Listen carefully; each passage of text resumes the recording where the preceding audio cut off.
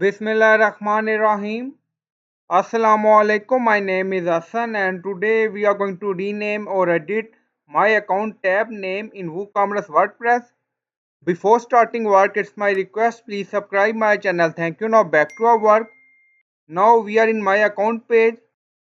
On left side you see dashboard, orders, download, address, account detail, logout. So we are going to rename it. Now go to dashboard. On left side you see plugin, so click on add new. So we are going to install plugin. Now in search plugin write WP code. So this is plugin WP code, insert header and footer we will use. So you will install this plugin and activate it, and after activation scroll down. On left side you see code snippet, then you see add snippet, so click on it. Now you see add your custom code, so again click on it. So we are going to add custom code. Now create custom snippet section open. Scroll down, you can add title here, then you see code preview. On right side you see code type, drop down select PHP snippet. Now we are going to paste code and you will find this code in video description or in comment section. Now you see dashboard, orders, download, edit address, edit account, customer logout.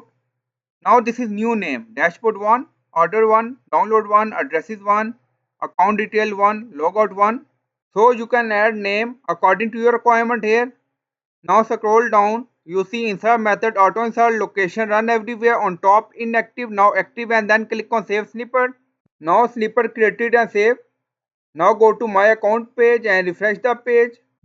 Now you see dashboard 1, order 1, download 1, address 1, account detail 1, logout 1. Now name is changed.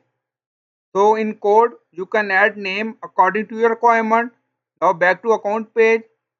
Now click on orders. Now scroll down, you see order 1 and also you see all order.